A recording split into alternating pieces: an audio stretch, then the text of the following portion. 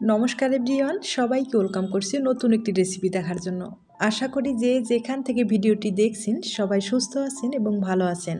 আজকে চালের গুঁড়ো দিয়ে মজাদার চিপসের রেসিপি। এই চিপসগুলো তৈরি করা খুবই সহজ, তাছাড়া দেখতেও কিন্তু অনেক লোভনীয় আর খেতেও অনেক টেস্টি।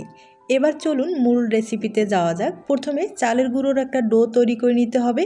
ফ্রাই প্যানে পরিমাণ মতো জল দিয়ে জলটা যখন ভালোভাবে বলক আসবে এ পর্যায়ে চালের গুঁড়োটা দিয়ে দিতে হবে। সামান্য পরিমাণে একটু লবণ দিয়েছি আর চালের গুঁড়োটা 5-7 মিনিটের মতো লো আঁচে কিন্তু সিদ্ধ করে নিতে হবে। এরপরে একটা ডোর মতো পরিণত করতে হবে।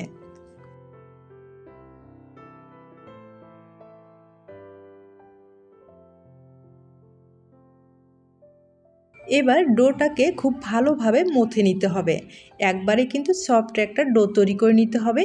আর ডোটা কিন্তু কোনোভাবে শক্ত করা যাবে না, একটু নরম হলে খুব ভালো হবে। ডোটা আমি তৈরি করে নিলাম আর দুইটা কিন্তু ফুড কালার দিয়েছি আর একটা সাদা রেখেছি। আপনারা চাইলে শুধু সাদা চিপসটাই তৈরি করে নিতে পারেন। এখন আপনাদের ডিজাইনটা তৈরি করে দেখিয়ে দিচ্ছি।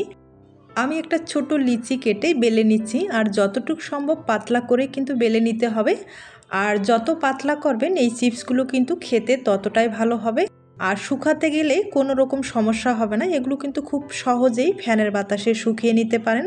আর এখন যেহেতু বর্ষাকাল, এখন কিন্তু রোদ্রের ব্যবস্থাটা একবারেই কম, তাই এই চিপসগুলো আপনারা চাইলে কিন্তু ফ্যানের বাতাসে খুব সহজেই শুকিয়ে নিতে পারেন, অথবা হালকা আলো বাতাসের মধ্যে রেখেও কিন্তু এই চিপসগুলো খুব সহজেই শুকিয়ে যাবে। আর একান্তই কোনোটারে যদি ব্যবস্থা না থাকে সেক্ষেত্রে কিন্তু এই চিপসগুলো ভালো করে ভেজে নেওয়ার পরে আপনারা 1 সপ্তাহ পর্যন্ত সংরক্ষণ করতে পারবেন। তবে বর্ষাকালে খেতে এই চিপসগুলো দুর্দান্ত লাগবে। একবার হলেও ট্রাই করে দেখতে পারেন।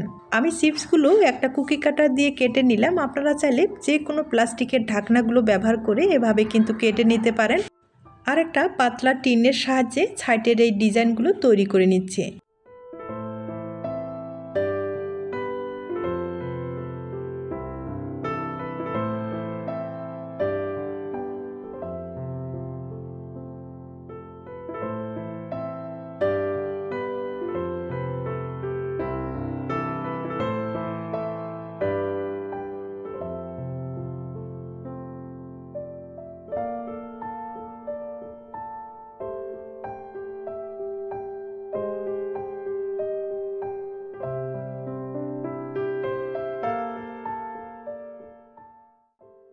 আমি 4টা চিপসের ডিজাইন তৈরি করে নিলাম আর মাঝখানে আবারও কিন্তু একটু ডিজাইন তৈরি করলাম। আমি আবারও একটু অন্যভাবে ডিজাইনটা তৈরি করে দেখিয়ে দিচ্ছি। একটা সাদা লিচি নিয়েছি আর একটা ফুড কালারের লিচি নিয়ে দুইটা কিন্তু একত্রে করে আমি বেলে নিচ্ছি। আমি আবারও বলবো যতটুকু সম্ভব পাতলা করে কিন্তু এই চিপসগুলো তৈরি করে নিতে হবে। একইভাবে কুকি কাটার দিয়ে কেটে নিতে হবে আর টিনের সাহায্যে সাইডের ডিজাইনগুলো কিন্তু তৈরি করে নিতে হবে। আর এই চিপসগুলো দেখতে কিন্তু ভীষণ ভালো লাগবে, কারণ দুপাশে কালার থাকবে। আপনারা চাইলে ট্রাই করতে পারেন। আমি একইভাবে 4টা চিপস ডিজাইনটা তৈরি করে দেখিয়ে দিচ্ছি।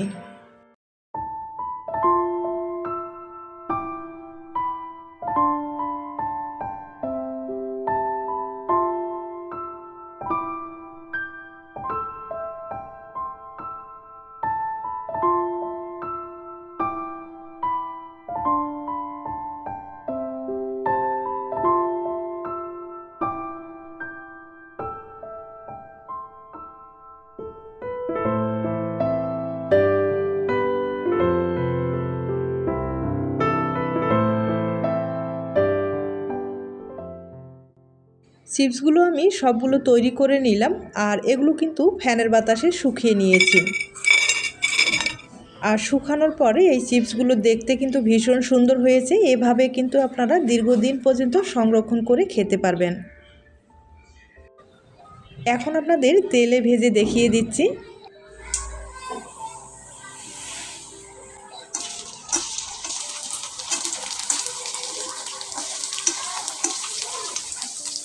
এই চিপসগুলো যেহেতু পাতলা, ভাজতে কিন্তু বেশি সময় লাগে না। তেলে দেবেন আর তুলে নেবেন। আর ভাজানোটাও একবারে কিন্তু মুচমুচে করে ভাজলে খেতে খুব ভালো লাগবে।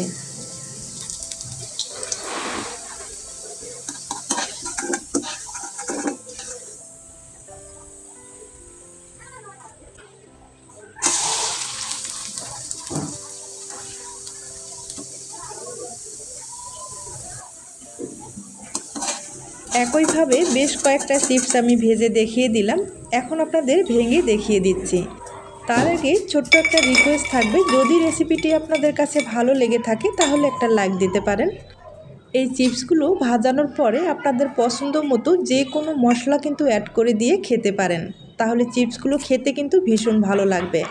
আজ এ পর্যন্ত, নতুন কোনো রেসিপির সাথে আবার দেখা হবে। সবাই ভালো থাকবেন, সুস্থ থাকবেন এবং নিরাপদে থাকবেন। নমস্কার।